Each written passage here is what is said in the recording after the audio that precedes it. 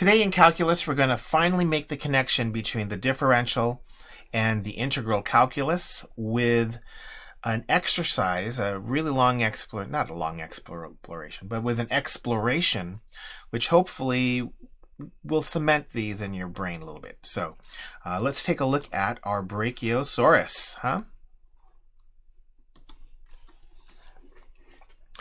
The Brachiosaurus or Brachiosaurus is a member of the sauropod family. Those are the long-necked dinosaurs, and one of the most well-known of all dinosaurs. It gets its name from the height of its humerus or upper arm bone, morphologically speaking, where the arm would be on the Brachiosaurus. And it's longer than most humans are tall. So if you lie down next to a Brachiosaurus's humerus, the humerus bone would be bigger than you. This gigantic dinosaur can reach heights of 30 to 50 feet and weights of 30 tons. For almost a century, the Brachiosaurus was considered the tallest of all dinosaurs, being over 9 meters tall.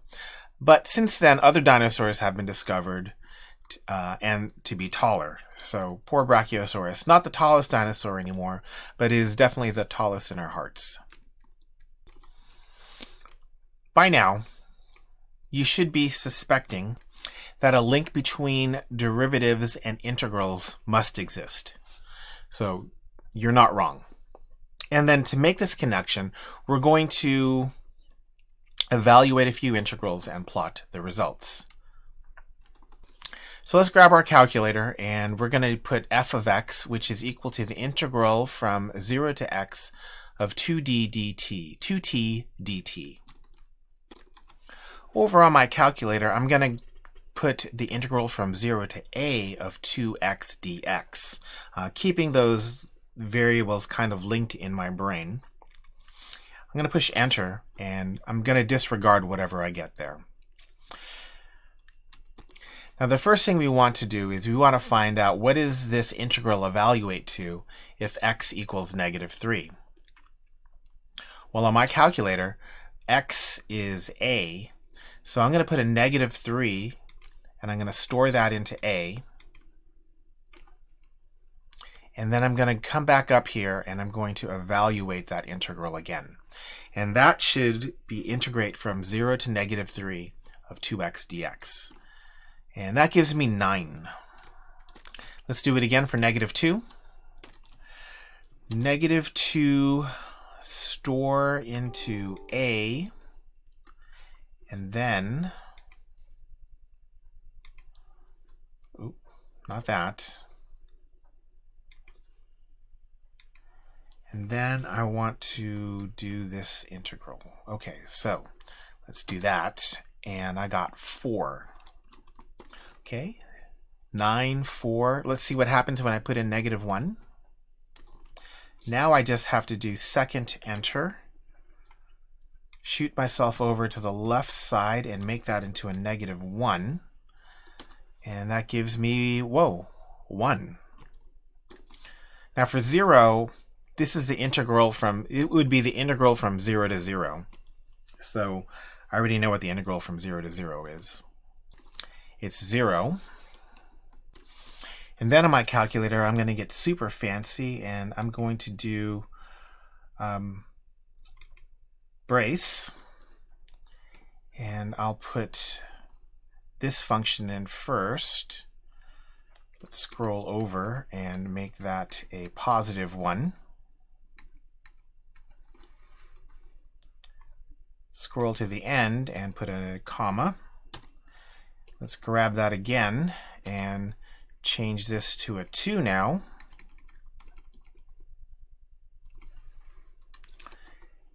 Scroll back to the end and we'll grab this function one more time and now we'll change it to a 3.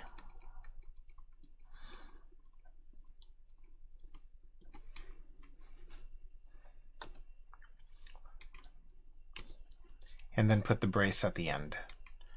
So this should give me all 3 of the next answers. I think I forgot to put the beginning brace. Nope. Okay, new plan, new plan. We'll just do all three of them separately. Okay, well, you risk and you do it live. So 1, 4, and 9. Okay, we have all of those f of x's. Remember, f of x was a function defined by an integral, and the integral was 2t. And we have these values here, and we're going to go ahead and graph them now. So here's our graph of f of x, and does that look familiar to you? I hope so. It's your old friend from algebra. It's y equals x squared, isn't it? So apparently, y equals x squared has something to do with the integral of 2t. Next thing to realize is that the derivative of x squared is 2x. And if the integral of the derivative gives you the function again, then this should be enough for us to say that if the derivative is equal to, derivative of f equals f, then the antiderivative, or the integral of f, is equal to f. And this is actually what we call the fundamental theorem of calculus over here. This relationship between the derivative and the integral makes the if the derivative of a function is if the derivative of f is g, then the antiderivative of g is f. This is just kind of vocabulary at this point. When you go backwards to the original function, then that's an antiderivative. And when you go forward from the function to the derivative, well, yeah, that's called the derivative. So we look at it as kind of going back and forth along the same function lines. So the fundamental theorem of calculus says that if the derivative of capital F is equal to little f, then the integral of little f from a to b is the antiderivative evaluated at b minus the antiderivative evaluated at a. So if I know the antiderivative, then I don't need to use my TI-84 anymore. I can just evaluate the antiderivative twice and then get the value of the integral. Sounds good? Okay. Well, let's see. There is another little bit here, which is, I guess, a little bit of a conundrum here. And it is this. The derivative of x squared plus 2 is 2x. And the derivative of x squared minus 9 is also 2x. So if we go in the other way, if we say the antiderivative of 2x, how do I know whether that antiderivative is x squared plus 2, or x squared minus 9, or just plain x squared? Actually, we don't know. Because when you take an antiderivative, what you create is a family of functions. So the correct way to say this is the antiderivative of 2x is x squared plus a constant.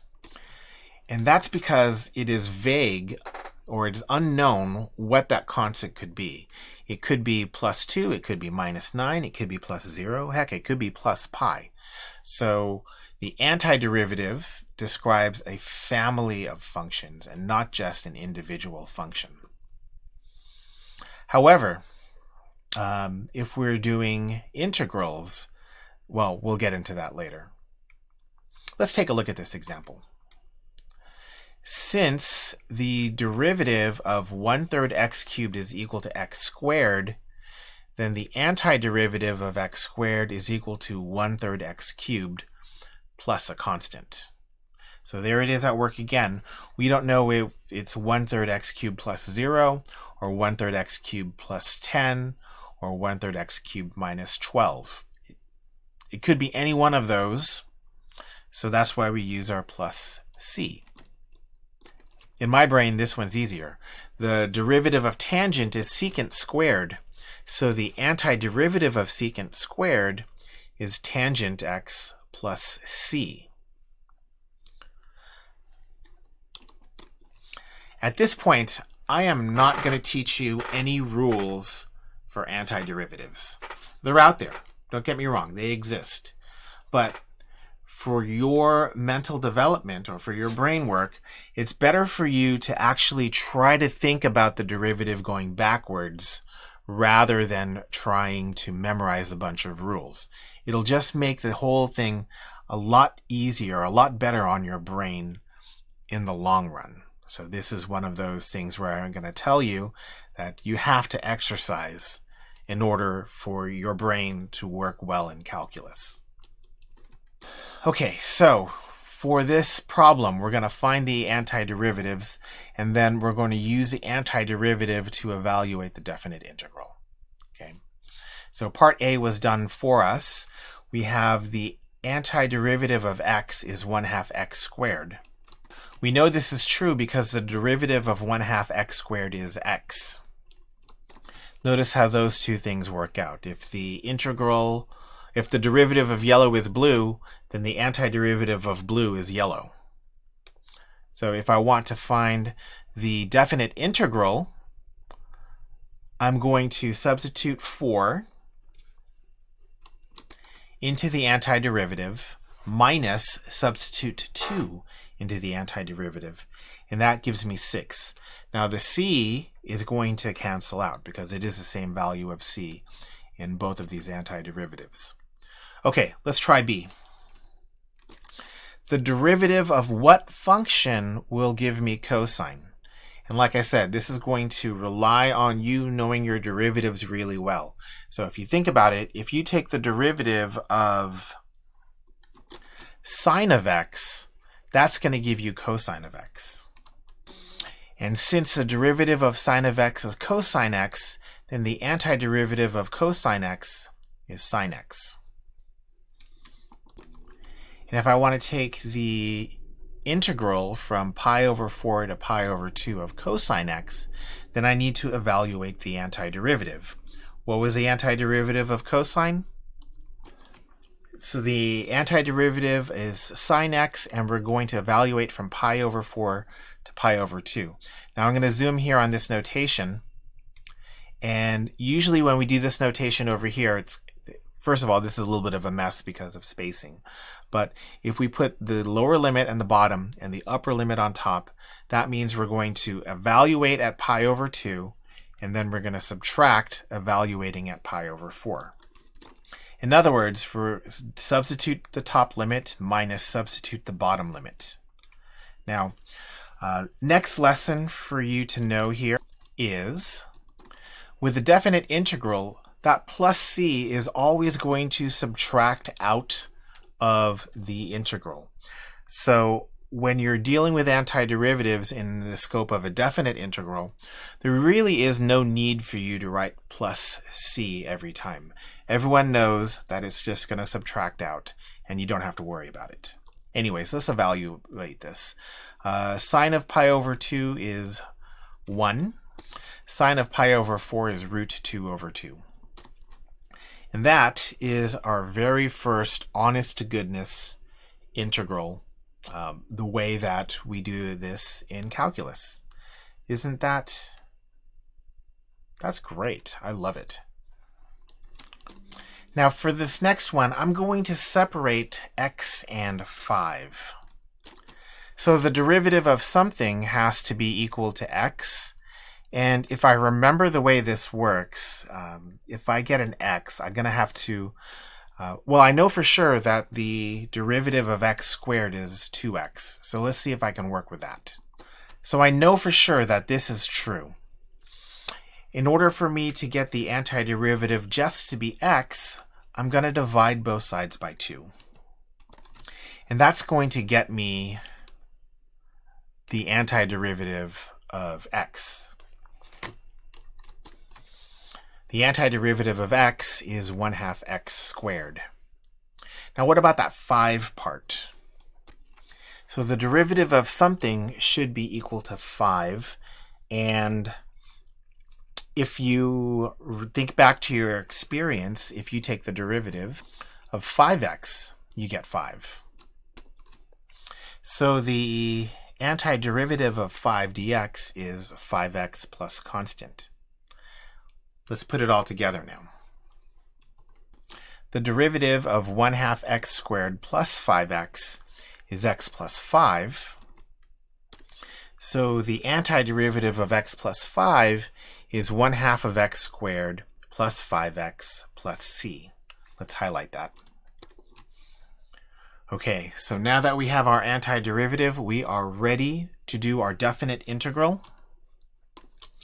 The definite integral of x plus 5 dx from -1 to 1, that's equal to 1/2 of x squared plus 5x, in other words, the antiderivative from -1 to 1. Notice that I didn't bother with the plus c this time because I know it's going to subtract out. Next, we just substitute in the upper and lower limit into the antiderivative, and that's just going to give me 10. So for all of these, again, I'm going to have to apologize that I'm going to trust that you're going to struggle it out mentally and figure out these antiderivatives on your own, and that will make all the rules that we learn eventually make sense. In fact, I encourage you, try to figure out your own rules here for these antiderivatives. Let's move on to our important ideas. Really, the only thing worth note here is going to be this fundamental theorem of calculus. And I say it's the only thing, but it is so incredibly important. I mean, it is called fundamental for a reason. So, with the fundamental theorem of calculus, we now know the relationship between the derivative and the integral, and we're going to spend the next couple of months exploiting that relationship. Which sounds quite bad, but it's pretty good. Let's check our understanding. We want to find the antiderivative, and then we want to find the average value. So the first thing is to find the antiderivative of each individual term in the function f. So what is the antiderivative of x squared? Let's use the same approach that we used for x. We know for sure that the derivative of 3x, or of x cubed, is 3x squared. If we divide everything by 3, then we have the equation that the derivative of 1/3 x cubed is equal to x squared. This tells me that the antiderivative of x squared is 1/3 x cubed plus constant. Let's do the same thing for 1/2 x. And actually, from the exercise that we just did earlier, we found out that the antiderivative of x was 1/2 x squared, right over here. So if the antiderivative of x is 1/2 x squared, then I just need to multiply everything by 1/2. So now I know that the integral, or the antiderivative of 1/2 x dx is 1/4 x squared plus constant. So this is us memorizing things that we've done already, or learning from them. We're going to take both of those antiderivatives and put them together. And so the antiderivative of x squared plus 1/2 x, that's going to be equal to 1/3 x cubed plus 1/4 x squared plus constant. Next, we want to find the average value from 0 to 8. So why don't we find the antiderivative from 0 to 8 first?